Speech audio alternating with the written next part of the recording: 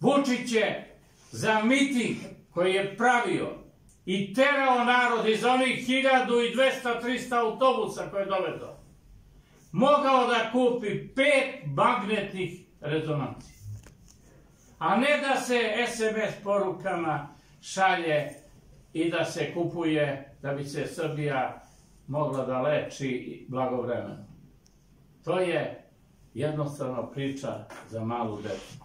Ovo su pljačke nezapamćene. Evo, ponovo se ugovaraju poslovi bez tendera.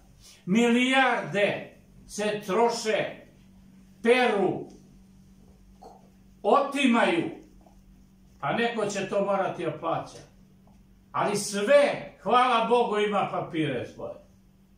I sve se zna. I oni mora da shvate da će jednog dana morati to sve da vrate, da odgovaraju i da vrate ono što su oteli i uzeli. I to nije daleko taj dan. Zato